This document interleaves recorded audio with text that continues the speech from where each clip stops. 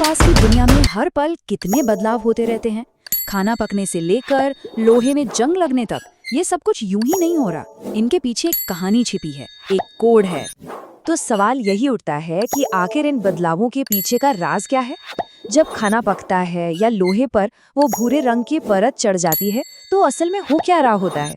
चलिए आज मिलकर इसी रहस्य से पर्दा उठाते हैं। इस मिस्ट्री को सॉल्व करने के लिए ना हमें जासूस बनना पड़ेगा। हमें सुराग ढूंढने होंगे, सबूत जुटाने होंगे। तो क्या कहते हैं, शुरू करें अपनी जांच। जरा इन रोजमर्रा की चीजों को देखिए। दूध का फटना, लोहे की कील पर जंग लगना, अंगूर से वाइन बनना या फिर हमारा खाना पकाना और पचाना।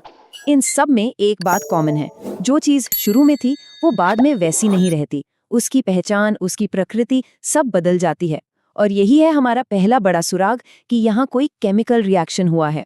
अब देखिए, एक असली जासूस की तरह साइंटिस्ट भी सिर्फ अंदाजा नहीं लगाते, वो पक्के सबूत ढूंढते हैं जो चिल्ला चिल्ला कर कहें कि हाँ, यहाँ एक केमिकल रिएक्शन हुआ है। ये देखिए हमारी एविडेंस फाइल नंबर 1, एक चमकचमाता हुआ मैग्नीशियम का रिबन। और जब वो जलता है तो वो एक सफेद पाउडर में बदल जाता है। मतलब एक सॉलिड मेटल से बिल्कुल अलग एक पाउडर पदार्थ पूरी तरह से बदल गया। ये एक पुख्ता सबूत है। और अब हमारी एविडेंस फाइल नंबर 2।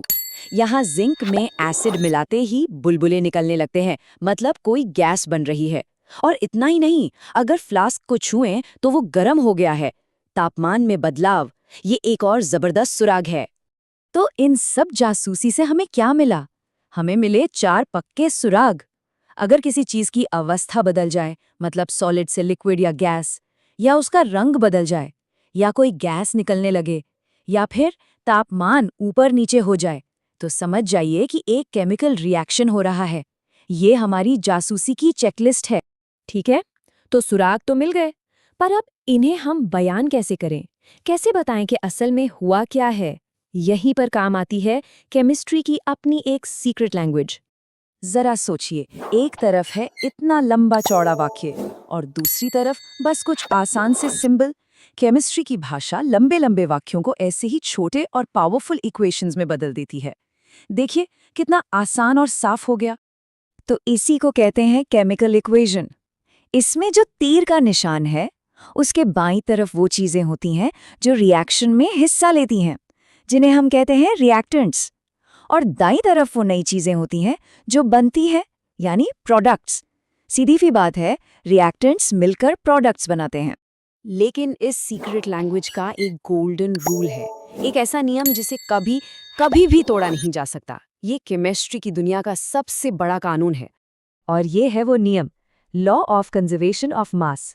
इसका मतलब बहुत सीधा सा है, जितना सामान आप रिएक्शन में डालेंगे आखिर में उतना ही सामान बाहर निकलेगा।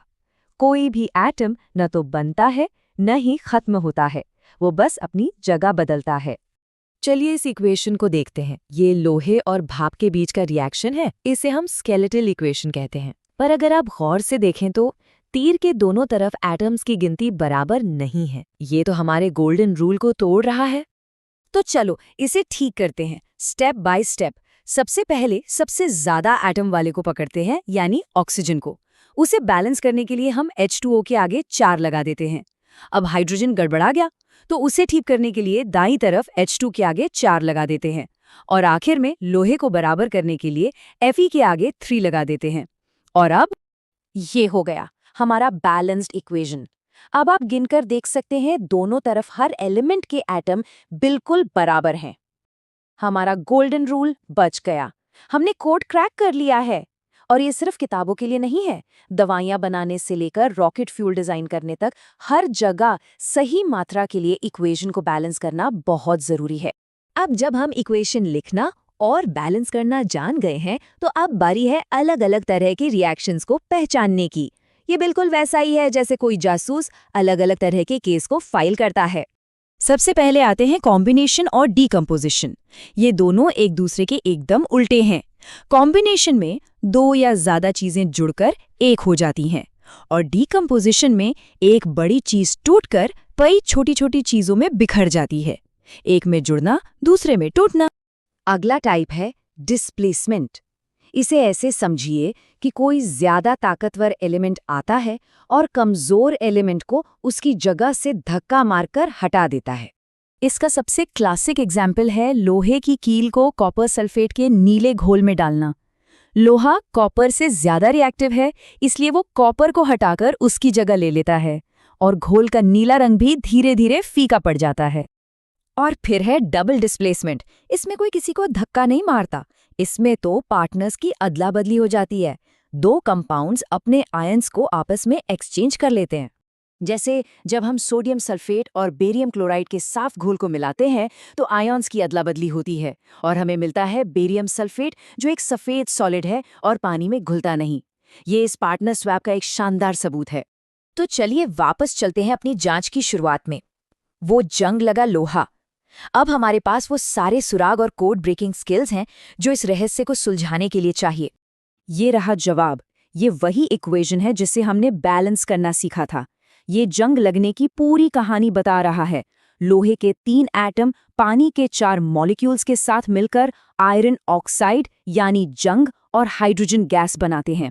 Mystery solved, case close. देखिए, ये सारे रिएक्शन सिर्फ लोहे या लैब तक ही सीमित नहीं हैं।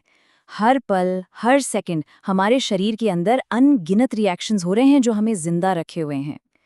तो जाते जाते एक सवाल छोड़कर जा रहा हूं, उन सभी जरूरी रिएक्शंस में से सबसे ज्यादा जरूरी कौन सा है?